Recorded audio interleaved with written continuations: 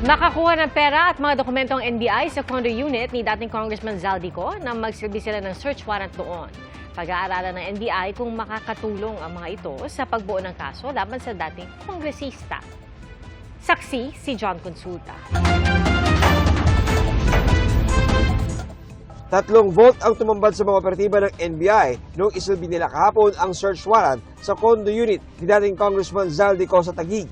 Ayon sa NBI, ilan sa mga nakuha nilang dokumento ay konektado sa mga flood control projects. Pinag-aaralan kung paano makakatulong ang mga ito sa binubuo nilang kaso. The NBI Organized and Transnational Crimes Division being able to collect what we believe is sufficient evidence. There was an affirmative result of the operation. And then from there, we will have to wait for the disposition of the court.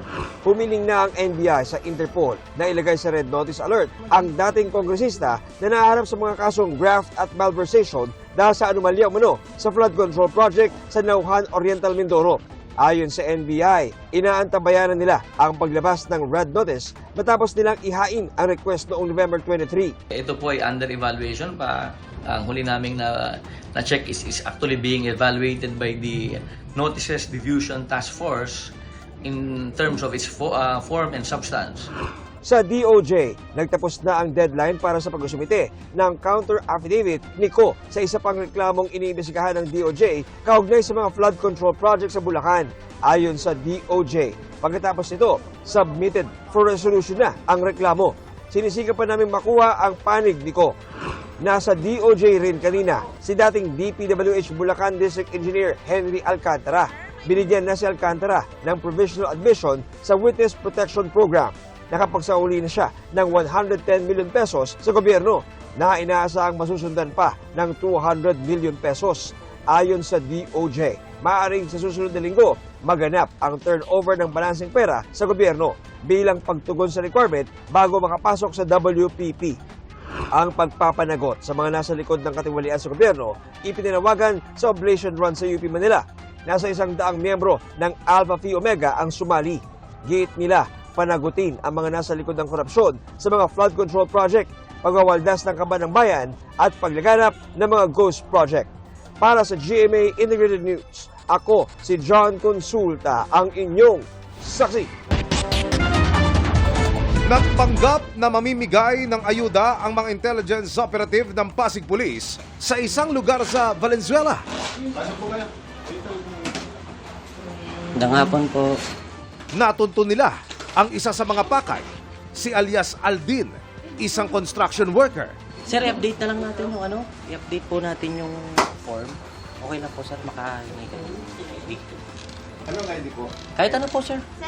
Chinek ng mga pulis ang detalye at larawan sa ID at nakumpirma siya ang hinahanap na suspect. Sandaling nilisan ng mga pulis ang lugar at pinagplanuhan ang gagawing pagdakip. Ilang saglit pa, ikinasa na ang pag-aresto. Mula sa Valenzuela, tumulak sa Kamalig Albay ang Pasig Police para dakpin naman ang kapatid ni alias Aldin na si alias Digoy. Suspect ang magkapatid sa kasong murder. Ang ating intel operatives ay nagkandak ng tinatawag namin na cyber patrolling at doon ay nakita nila through social media kung nasan itong suspect natin. Ayon sa Pasig Police, pinagtulungan umanong patayin sa palo ng magkapatid ang kapitbahay nila sa barangay Pinagbuhatan, Pasig na si Aristotel Sulat, nooy 53 anyos na pintor. Itong ating biktima po ay nakasubmitter po dito sa ating mga suspect. At dahil lang doon ay nagtalo itong magkakapatid at saka itong biktima natin hanggang sa siya ay pagtulungan na hampasin ng 2x2 sa ulo. Kwento ng may bahay ng biktima na si Aling Susan, inawat pa niya ang magkapatid pero Pinagpapalo siya lalo. Pati po ako. Sabi ko, tama na. Ayaw pa yung tumigil. Pati po ako napalo sa kamay ko. 2 bisis dito. Sabi ko, tama na po. mula nang maganap ang krimen noong July 2015 ay nagtago na ang mga suspect. Masakit po. Gusto ko nga pong gumanti kaso para bang natulala na lang po nga ako. Ang hirap po. Wala kaming kapira-pira nangyari nun, sir. Nakakulong sa Pasig Police ang magkapatid na patuloy naming hinihingan ng panig. Nagpapasalamat po ako sa mga Pasig Police. Mabuti nga po nahuli po sila. Hindi ko po alam kung mapatawad ko pa sila. Para sa GMA Integrated News, Emil Subangil ang inyong Saksi. Bumuo ng task force ang Valenzuela LGU para tutukan ang investigasyon kaugnay sa asong pinutulan umano ng dila. Ayon sa lokal na pamahalaan, katuwang nila ang Valenzuela Police at ang City Veterinary Office para sa malalim na pagsisiyasat. Sa pahayag na unang inilabas ng Valenzuela Police, sinabing nag-iimbestiga na sila para mahanap ang may-ari na aso at makakuha ng kopya ng CCTV footage sa lugar. Isang saksi rin daw ang dumulog sa kanila at nagsabing nasugatan ng asong si Kobe matapos makipag-away sa iba pang aso sa kalsada. Patuloy nilang kinukumpirma ang lahat ng ebidensyang hawak nila ngayon. Madaling araw noong matest nang matagpuan ng asong si Kobe na duguan at wala ng dila. Papagaling ng aso pero ayon sa veterinaryo ay hindi na maibabalik ang dila nito. Surigao del Sur 1st District Representative Romeo Momo Sr., asawa niyang si Tandag City Vice Mayor Eleanor Momo, kanilang mga anak at iba pang kaanak, inireklamo ng plunder at graft sa ombudsman. Inihain ito ng grupo ng mga pari at pribadong individual. Anila, napunta raw sa kumpanya ng pamilya na Surigao La Suerte Corporation ang 1.4 billion pesos na halaga ng mga proyekto gaya ng flood control at farm-to-market roads. Bago maging kongresista, dekadang nasa DPWH si Momo at nagsilbi pang undersecretary. Kasalukuyan siyang chairman ng House Committee on Public Works at co-chair ng House Infrastructure Committee.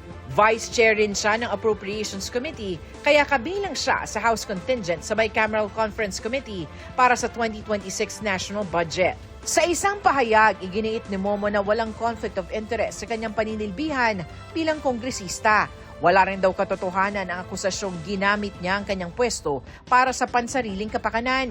Hindi na raw siya bahagi ng kumpanya dahil matagal na siyang nag-divest sa Surigao La Suerte Corporation. Wala rin daw ginagawang negosyo ang kumpanya sa kanyang distrito. Tinawag niyang politically motivated ang akusasyon na pakana umano ng kanyang mga kalaban sa politika. Sasagutin daw nila ng kanyang pamilya ang mga paratang sa tamang forum at panahon.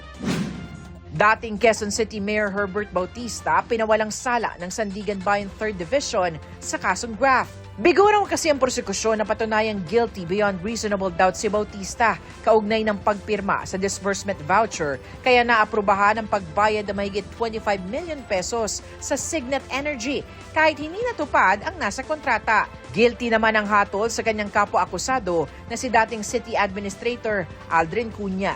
Pinatawan siya ng 6 hanggang 8 taong pagkakabilanggo. Pero di ba makukulong si Cunha matapos siyang payagan ng korte na magbayad ng 90,000 peso bond para sa pansamantalang paglaya. Tumanggi silang magbigay ng pahayag. Para sa GMA Integrated News, Sanima Refran ang inyong saksi. Nagbabalang PIDEA laban sa pag-aalaga ng isang uri ng cactus na may kemikal na nagdudulot ng hallucination o guni-guni. Batay po sa nakalap na impormasyon ng PIDEA, ay binibenta na ito online. Saksi si Marisol Abduraman. Cute kung titingnan, kaya tiyak na swak ang halaman na ito para sa mga plantito at plantita. Ito ang peyote cactus, pero babala ng Philippine Drug Enforcement Agency o PIDEA. Hindi lang bawal, kundi illegal itong gawing ornamental plant. Meron daw kasi itong chemical substance na lubhang delikado na kung tawagin ay mescaline. It is a substance that is classified as a dangerous drug base doon sa ating United Nations Convention on Psychotropic Drugs. It causes hallucinations, nausea, and meron din yung mga sakit sa ulo, vomiting. Ito yung recorded na adverse effects. Wala pa naman daw reported na paggamit ng peyote cactus sa bansa. Pero mahigpit daw itong minomonitor ng PIDEA. Lalo't may impormasyon silang ibinebenta ito online. We sent out this advisory to warn the public, especially yung mga kabataan ho natin, dito sa mga masamang epekto ng paggamit ng peyote. Nakakuha tayo ng sample ng cactus and we also tested the plant for chemical substance. Agad daw i-report ang sinumang nagmamay-ari ng nasabing halaman dahil hindi basta-basta ang parusang life imprisonment at multang aabot sa 10 milyong piso para sa sinumang mahuhulihan nito. If you're just displaying that, that's already possession. So sa possession of dangerous drugs, may kakibat na penalty o yan. If you're going to plant naman itong peyote, that's already cultivating. So that's cultivation of plant Para sa GMA Integrated News, Marisol Abduraman ang inyong saksi.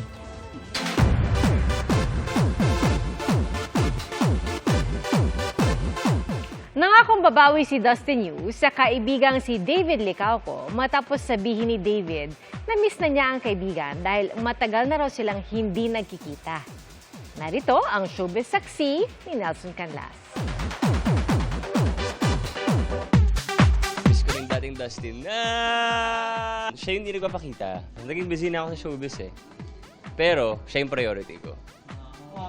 Eh ngayon, anyari. Same lang yun, yung Maria Clara, grabing business ko nun. Kung saan ako, pero like ko sa kasama. Ito ang naging tila pasaring ni pambansang Ginoo David Licauco sa kanyang best friend na si Dustin Yu. Napanood nga raw ni Dustin ang interview ni David kamakailan. Kaya agad niyang minessage ang kaibigan. Sabi ko, nakita ko yung interview niya. Sabi ko, if there's something na parang may nafe-feel siya, you can talk to me anytime. I mean, sabi ko, sorry. Pag-amin pa ni Dustin na guilty siya sa naramdaman ni David. Malaki na raw ang talagang pagbabago sa mga buhay nila sa loob ng nakaraang buwan at hanggang ngayon ay nag-a-adjust pa rin siya. Bukod sa kabi-kabilang promotions ng Metro Manila Film Festival entries niya na Love You So Bad, kamakailan lang ay naging abala si Dustin sa kanyang successful Destiny, the Dustin Yu Experience fan meet. Part of me would also want to apologize kasi parang na-realize ko na nung time na yon busy rin naman siya, pero ako kasi noon hindi ako busy. So ako yung laging ngayon busy kami both. So yun yung gusto ko i-explain sa kanya. Na yung schedule talaga namin is talagang tuloy-tuloy talaga. As in wala na kaming time para lumabas pa. Pero I get him. Super. Like valid naman. Mismong co-star ni Dustin at last duo housemate na si Bianca De Vera, alam daw ang nangyayari sa dalawa. At hindi raw nila mapigilan kung di matuwa para sa mag-BFF.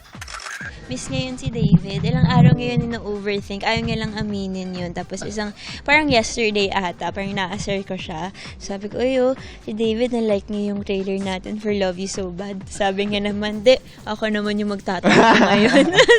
Cute-cute nila. Mensahe naman ni Dustin para kay David. Sorry, David, bro, sorry. Bawi ako. Promise, pagtapos nito, babawi ako sa'yo. Mahal na mahal kita. Para sa GMA Integrated News, Nelson Canlas ang inyong saksi. Mga kapuso, maging una sa saksi. Mag-subscribe sa GMA Integrated News sa YouTube para sa iba't ibang balita.